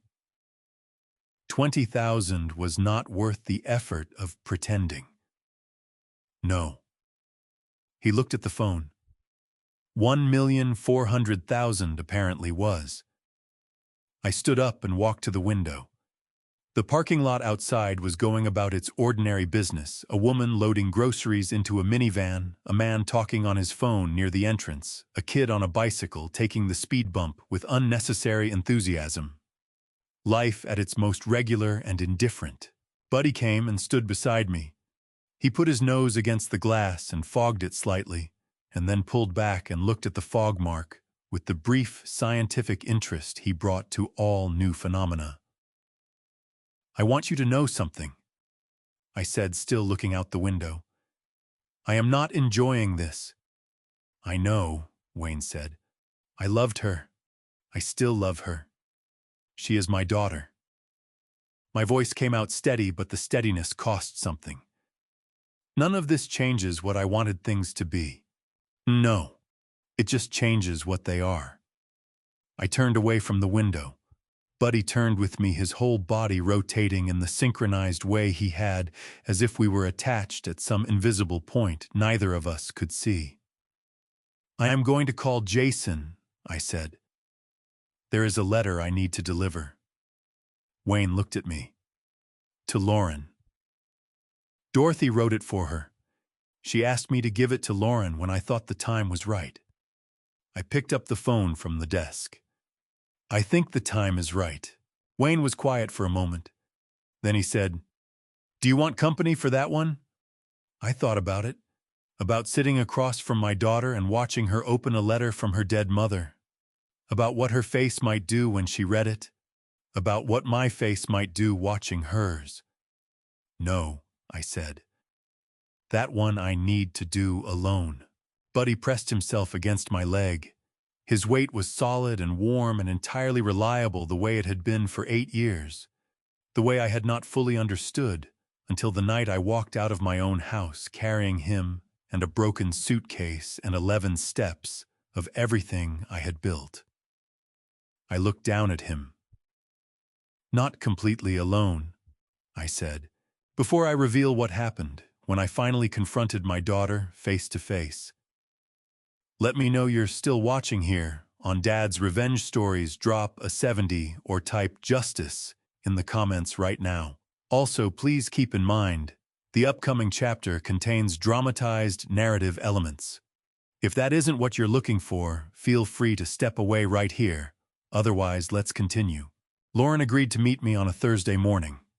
She chose the location, a coffee shop on National Boulevard. She liked the kind of place with exposed brick walls and handwritten menus and baristas who introduced themselves by name. She arrived 4 minutes after I did, which told me she had not been in any particular hurry, and she was dressed for work, which told me she planned to leave for the office directly after. She had allocated exactly this much time for her father, not more. She slid into the seat across from me and set her bag on the chair beside her, and looked at Buddy, who was sitting at my feet on the outside patio, and said, You brought the dog. He goes most places with me now, I said. She ordered something complicated from the barista who introduced himself as Josh, and then she folded her hands on the table and looked at me with the careful expression of a woman who has prepared herself for a conversation and intends to stay in control of it. You said you had something for me, she said. I reached into the inside pocket of my jacket and placed the envelope on the table between us. It was ivory-colored, letter-sized, sealed. Dorothy had written Lauren's name across the front in her careful script. Not Lauren Wallace Cole, not Mrs. Cole, just Lauren, the name Dorothy had given her 41 years ago in a delivery room at Cedars-Sinai. Lauren looked at the envelope. Something moved across her face, brief, unguarded, gone before I could name it fully. Then her expression settled back into the careful version.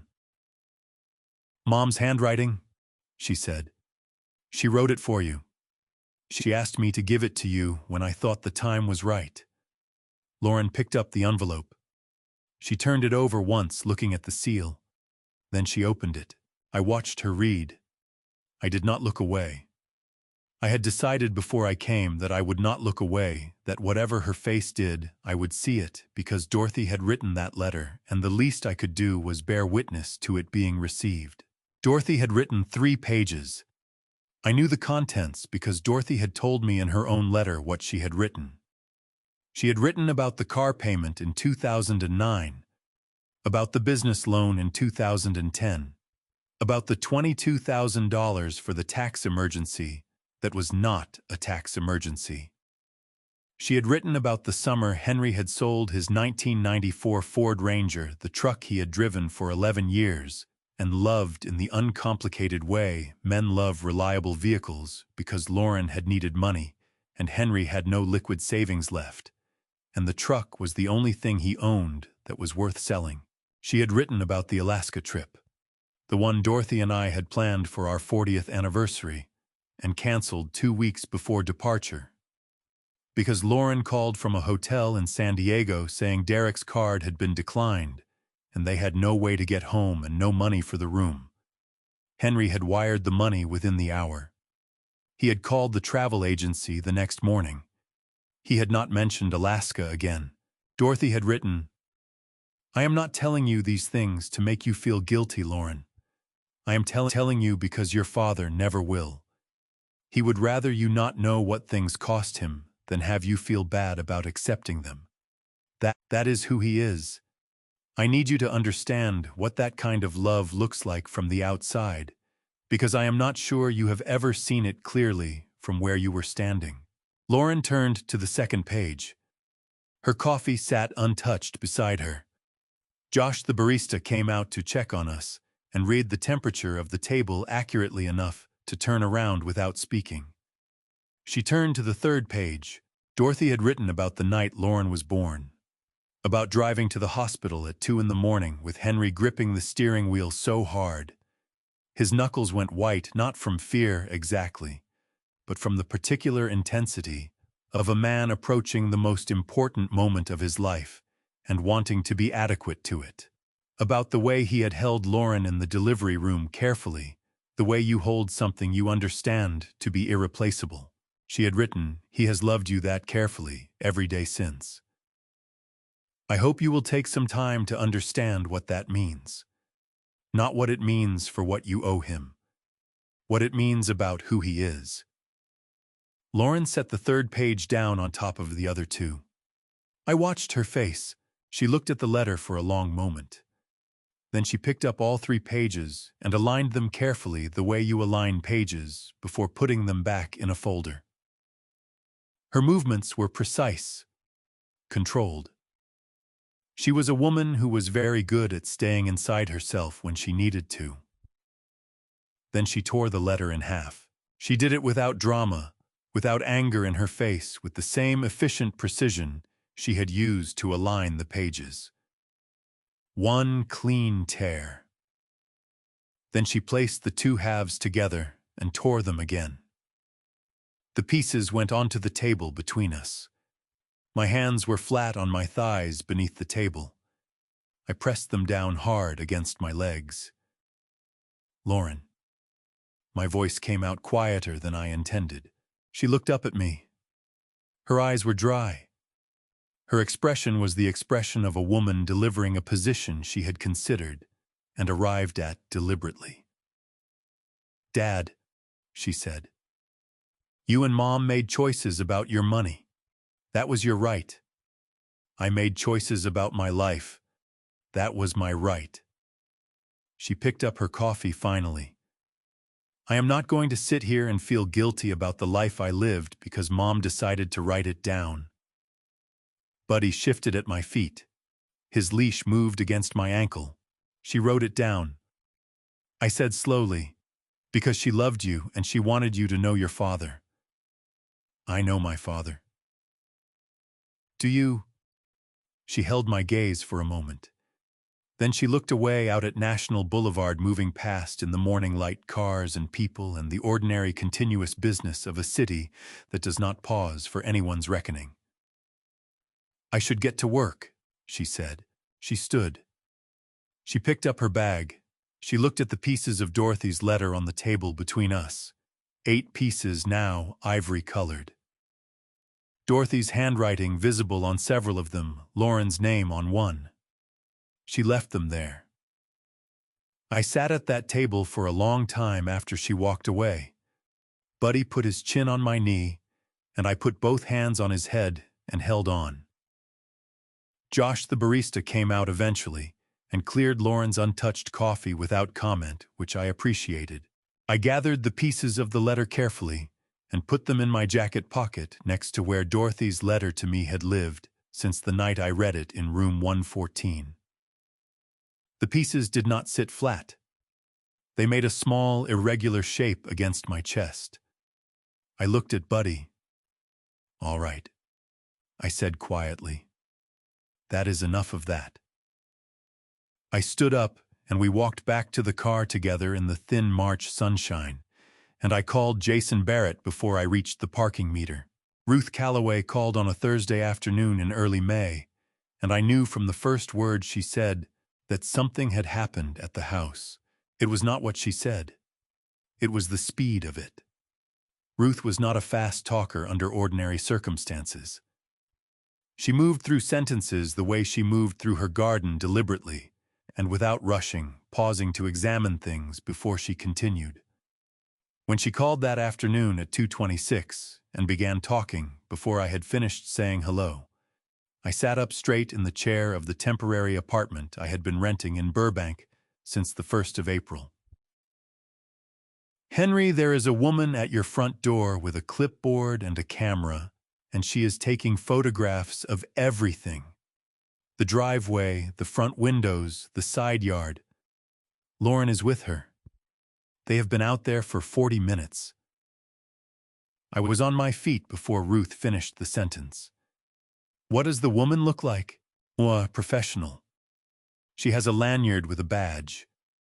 She drove a white sedan with a logo on the door. I could not read the whole thing, but I saw the word realty. Ruth's voice dropped slightly. Henry, Lauren is showing her the backyard now. I can see them through my kitchen window.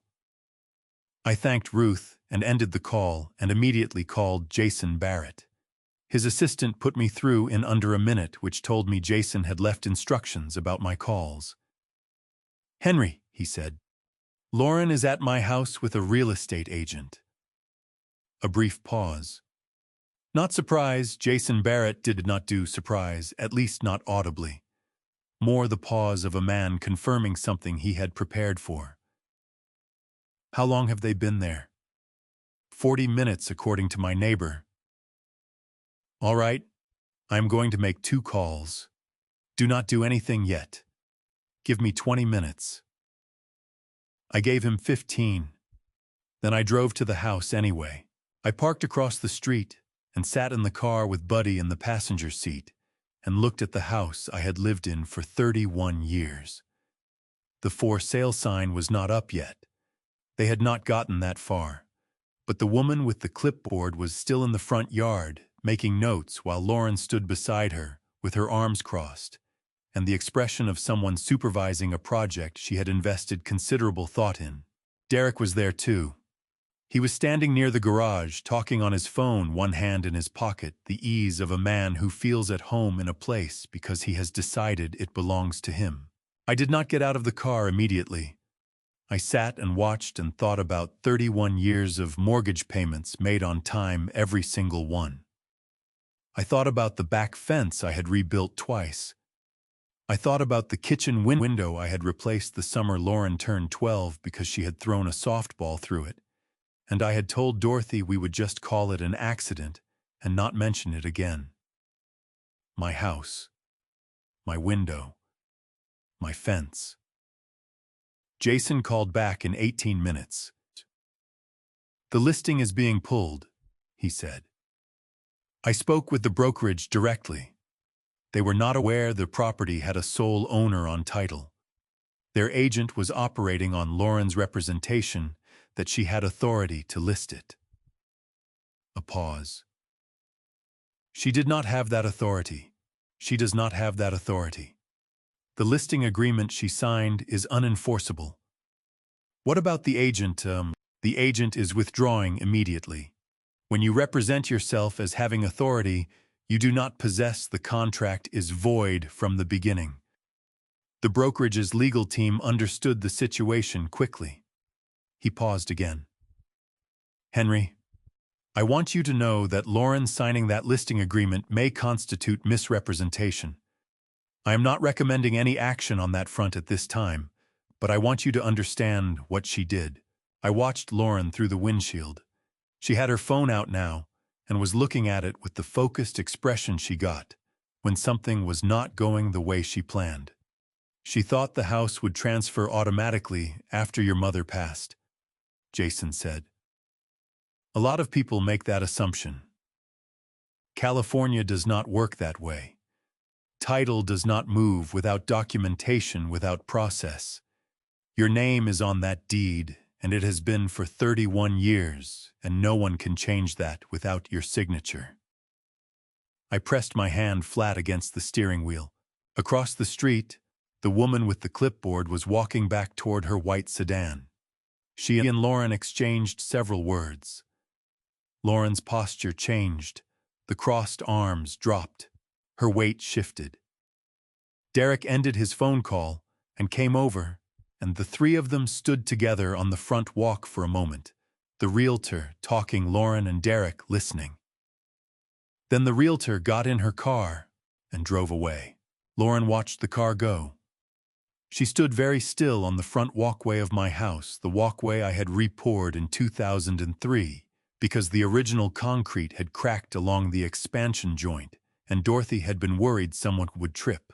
Lauren stood on that walkway and watched the realtor's white sedan disappear around the corner, and even from across the street, I could see the particular set of her shoulders that meant she was recalculating. Derek said something to her. She turned to him and said something back. It was not a gentle exchange.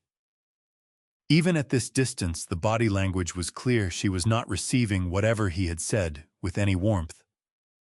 My phone buzzed. A text from an unknown number. I read it twice. "Mr. Wallace, this is Derek Cole. We need to talk. Just the two of us. Please do not mention this to Lauren." I sat with that message for a long moment.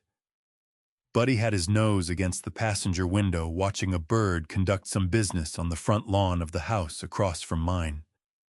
He was entirely unconcerned with real estate law or misrepresentation or the slow unraveling of a plan two people had built on the assumption that I would never find out what I owned. "Buddy," I said. He turned and looked at me. "Things are moving now," I said. He held my gaze for a moment with those steady amber eyes. Then he turned back to the bird, which had concluded its business and flown away, and he watched the empty lawn for a few seconds anyway, patient and thorough, in case the bird came back. I started the engine. I had not gone inside the house. I had not needed to. The house was still there, still mine, the same white exterior and the same cracked step on the left side of the porch, that I kept meaning to repair. It had waited 31 years for me. It could wait a little longer. I pulled away from the curb and headed back toward Burbank. Derek's message sitting in my phone like a small live thing waiting to be decided. I called Derek back at 7:15 the next evening. Wayne was in the kitchen of the Burbank apartment, making something with eggs that smelled considerably better than anything that had come out of that kitchen in the 3 weeks since I had moved in. Buddy was sitting in the doorway between the kitchen and the living room, watching Wayne with the focused, professional attention he reserved for anyone who was handling food. I took the phone out to the small balcony overlooking the parking lot and closed the sliding door behind me and dialed. Derek answered on the first ring. He had been waiting. Dad. The word came out with the particular warmth he deployed selectively, the kind that had felt genuine to me once, and now registered the way a wrong note registers in a familiar song. You cannot unhear it once you have heard it clearly. Derek. You wanted to talk. I did. I do. A pause, and I could hear him moving a door closing somewhere on his end, the deliberate sounds of a man making sure he was not overheard. I want to be straight with you about something. All right. Lauren and I have been having some problems. He said it carefully, the way you lower something fragile onto a surface. The last few months have been hard. The situation with the house, with the money, it has put a lot of pressure on us, on our marriage. I waited. I want you to know that the listing thing was Lauren's idea, he said. I had concerns about it from the beginning. I told her it was not the right move, that we needed to be more careful, but she pushed forward anyway. A slight shift in his voice, something that was performing candor rather than practicing it. I should have pushed back harder. I know that. Outside, the parking lot below was settling into its evening arrangement. Residents coming home from work, a couple unloading groceries from a red pickup truck, a man walking a small terrier in methodical circles near the far end. Ordinary Thursday evening in Burbank. I appreciate you telling me that, I said. There is something else. He took a breath. I have been doing some research, on my own without telling Lauren, about the trust your wife set up. He paused. 1.4 million is a significant amount of money, Dad. I want to make sure it is being managed correctly. I have a contact, a financial advisor I have worked with before, who could review the structure, make sure everything is set up in the most advantageous way.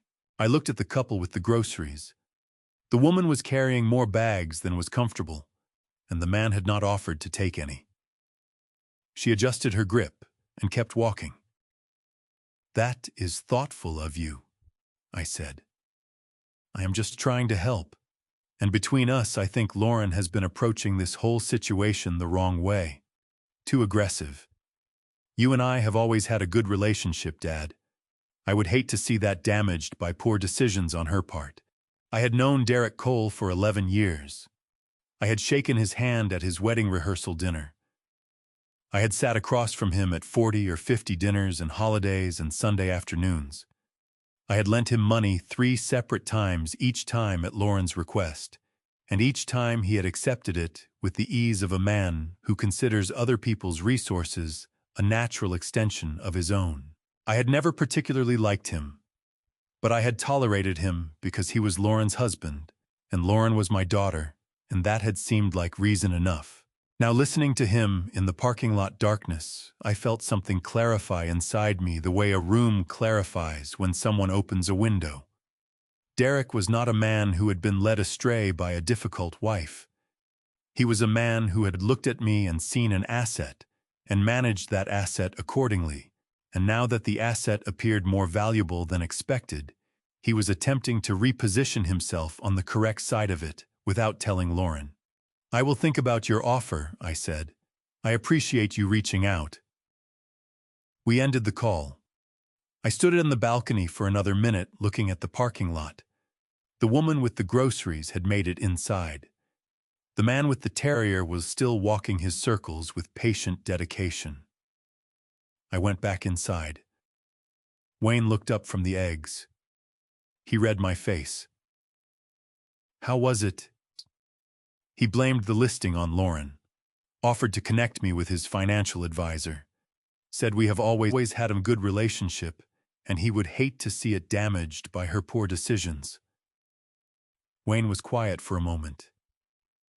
He is trying to get to the money without her. He has already contacted a lawyer separately. I could hear it in the way he knew the phrase trust structure. That is not a phrase Derek Cole uses naturally. Wayne set down the spatula.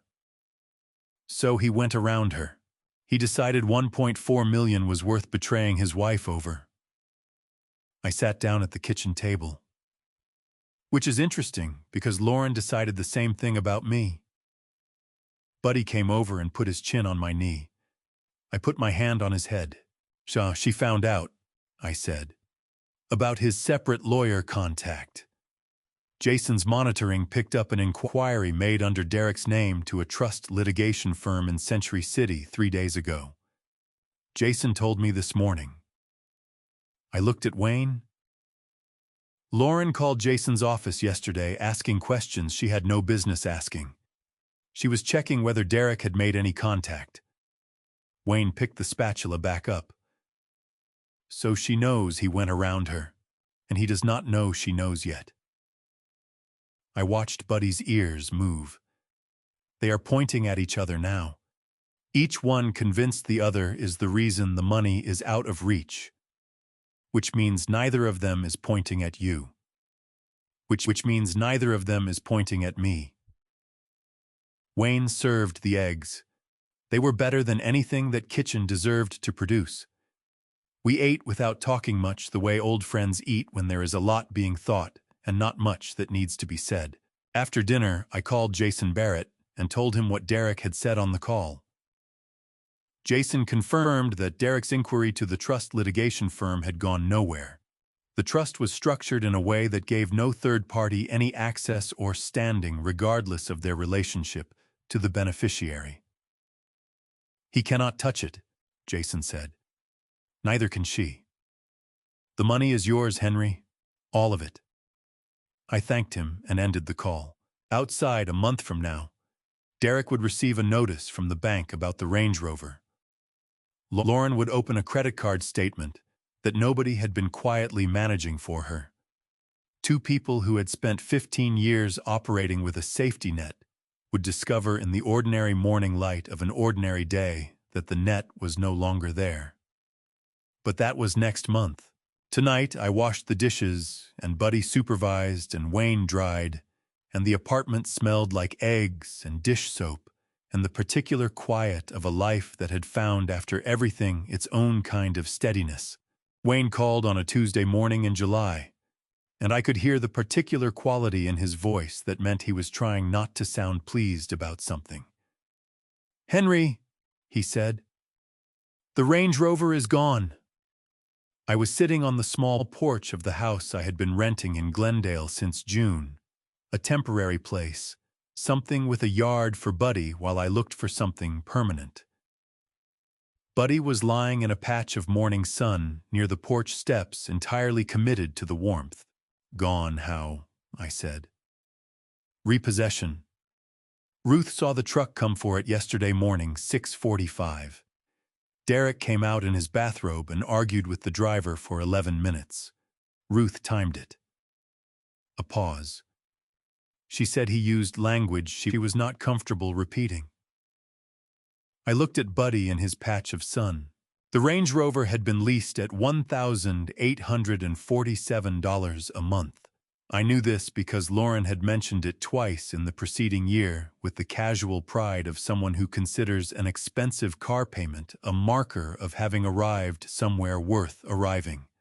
I had been quietly covering $300 of that payment monthly for 14 months, folded into the larger pattern of assistance so gradual neither of them had noticed how much of their life I had been underwriting. When I stopped, the full amount had landed on a credit card, that was already carrying $67,000 in existing debt. Jason called this morning too, I told Wayne. Lauren lost her position at the shipping company. A silence. When, 3 weeks ago, she had been using a company card for personal expenses, they discovered it during a routine audit. I watched Buddy shift in his sun patch, repositioning with the dedicated precision of a man rearranging deck chairs toward the light. She did not tell Derek until last week. "How do you know that, Ruth?" I said. Wayne laughed once quietly. "Ruth Calloway is worth her weight in gold. She saw Lauren's car in the driveway at 11 on a Wednesday and called to mention it. I did the math. I did not feel triumphant about any of it. That surprised me a little. I had expected something more satisfying than this, some clean sense of accounts settling. What I felt instead was closer to tired. The particular exhaustion of a man who has spent a long time carrying something heavy and has only just set it down. "Wayne," I said, "I found a house." A beat. "Tell me." "Glendale. 3 bedrooms, good yard, big enough for Buddy to run. The kitchen needs work, but I have time." I looked out at the quiet street. "I put in an offer yesterday. Jason says the trust can handle the purchase without difficulty." Wayne was quiet for a moment. When he spoke, his voice had shifted into something warmer. "Dorothy would have liked that." "She would have complained about the kitchen," I said. "And then she would have liked it." Buddy stood up from his sun patch, stretched his front legs out in the full-body commitment of a dog who takes stretching seriously, and looked at me over his shoulder. "Jason has one more thing for me to read," I said. "The last page. I think it is time. Jason Barrett's assistant offered me water when I came in." I said yes. She brought it in the same real glass as the first time, which I appreciated more than seemed reasonable. Jason came out himself and shook my hand and led me back to the office with the view of the Santa Monica Mountains. The envelope was already on the desk. Dorothy had labeled it in her careful handwriting, "The last page." "Read this when you are ready." I sat down. Buddy settled at my feet. Jason sat across from me and folded his hands and waited with the particular patience of a man who understands that some moments require a witness but not a participant. I opened the envelope. 1 page. Dorothy's handwriting, front and back, smaller than her usual script, as if she had wanted to fit everything into a space that felt manageable. She began with Alaska. "Henry, I know you canceled the trip. I know why you canceled it. I want you to know that I understood at the time, and I want you to know that I am not writing this to make you feel bad about it. I am writing this because I think about those 2 weeks we never had, and I think you deserve to have something instead." My chest tightened. I kept reading. She wrote about the money. Not the amount she had covered that in the first letter. She wrote about what it was for. Not a reward, she wrote. Not a weapon. Not permission to spend your final years keeping score. This money is simply time, Henry. Time to wake up slowly. Time to eat breakfast without hurrying. Time to take Buddy somewhere beautiful and sit with him and not think about anyone else's problems for a while. I looked down at Buddy. He had his chin on my shoe. She wrote, "You have spent 70 years being useful to other people. I watched you do it, and I loved you for it. And I also watched it cost you things you never mentioned. The truck, Alaska. The Sunday mornings you spent fixing other people's problems instead of sitting in the garden with your coffee. You were never going to stop on your own. I know that. So I built you a door. All you have to do is walk through it." I set the page down on my knee. The Santa Monica Mountains sat in their usual haze outside Jason's window. Buddy breathed slowly against my shoe. Jason did not say anything. He was very good at his job. Dorothy had written one final line at the bottom of the second side, smaller than the rest, as if she had added it after the letter was already finished. You were always enough, Henry. You were more than enough. I just needed you to finally believe it too. I folded the page carefully. I put it in my inside pocket with everything else she had given me. My chest felt full in a way that was not unpleasant, the feeling of a room where all the furniture has finally been moved to where it belongs. Thank you, I told Jason. He nodded once. She was very specific about this moment, he said quietly. She wanted you to read it when there was nothing left to worry about. I looked at the envelope in my hands. There is nothing left to worry about, I said. The house in Glendale had a porch. That was the first thing I had noticed when the real estate agent walked me through it in late August. Not the kitchen that needed updating, not the bedroom that smelled faintly of old carpet, not the water stain on the garage ceiling that would need attention before winter. The porch. Wide enough for 2 chairs and a small table facing a yard with a real apple tree in the corner that had been there long enough to mean something. Buddy walked out onto that porch on moving day and sat down and did not come back inside for 4 hours. Wayne and Carol helped me unpack. Pastor Gerald came in the afternoon with a casserole and the good sense not to make a speech about it. We ate on the porch because the kitchen table was not yet assembled, and none of us were in any particular hurry. The apple tree threw long afternoon shadows across the yard, and Buddy moved through them, investigating things with his usual methodical dedication. I put Dorothy's photograph back on the shelf in the living room. The silver frame was gone. Lauren had thrown it away the previous October. I had found a plain wooden frame at a shop on Brand Boulevard, simple and honest, and Dorothy looked exactly like herself inside it, which was all that mattered. The house settled around me the way a house does when it has been waiting for the right person, not perfectly, not without its complaints and its creaking and its particular Thursday morning sounds, but genuinely, like it meant it. Lauren came on a Tuesday in November. She looked thinner than the last time I had seen her. The careful professionalism she usually wore like a second outfit was absent, replaced by something more unguarded and less comfortable. She sat in the second porch chair without being asked, which told me she had rehearsed coming but not what to say when she arrived. We sat for a while watching Buddy move through the yard in the thin November sunshine. "It is a nice house," she said finally. "I like it." Another silence. Buddy found something of interest near the base of the apple tree and committed to investigating it thoroughly. "Dad." Lauren's voice had dropped into something I had not heard from her in a long time, something younger, less managed. "After everything, the money." She stopped. "What are you going to do with it when you are gone, I mean? Who does it go to?" I looked at Buddy. He had finished with the apple tree and was making his way back across the yard toward the porch steps.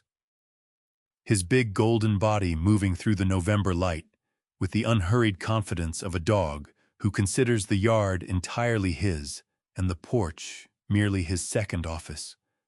I watched him climb the steps. I watched him settle at my feet. I put my hand on his back and felt the slow, reliable rhythm of him breathing. Then I looked at Lauren and smiled. Not a complicated smile. Just a small, genuine one, the kind that does not require any explanation. "Lauren," I said. "For the first time in my life, I do not need to have that answer yet." She looked at me. "I am still here," I said. "That is enough for today." She sat with that for a long moment. Then she stood, said goodbye quietly, and walked to her car. I watched her go without calling her back. Buddy pressed against my leg. The November afternoon continued its business around us, a neighbor's dog barking somewhere down the block, leaves moving in the apple tree. The ordinary sounds of a street that did not know or care about any of it. "Dorothy," I thought. "I think you would have liked this porch. I stayed until the light was gone. I have told you this story because I lived it and because I am still learning what it means. If there is one thing these last months have taught me, it is this: love is not the same thing as unlimited surrender. I spent 70 years believing that a good father gives without measuring. Maybe that is true. But a good father also knows when giving has stopped being love and started being something the other person simply expects to collect. I think about God sometimes in the quiet of this porch. I believe He did not put me on this earth to be used up by anyone, not even my own daughter. That belief took me 70 years to arrive at. I hope it does not take you that long. If you are listening to this Grandpa Stories and you recognize yourself not in me, but in Lauren, I am asking you gently to stop. Call your father, not because of what he might leave you, because he is still here. This is one of those family story moments that changes a person. Mine changed me late. Do not wait that long. My personal opinion: people who plan around a parent's death while that parent is still in the next room have already lost something no inheritance can replace. If this Grandpa Stories stayed with you, leave a comment below.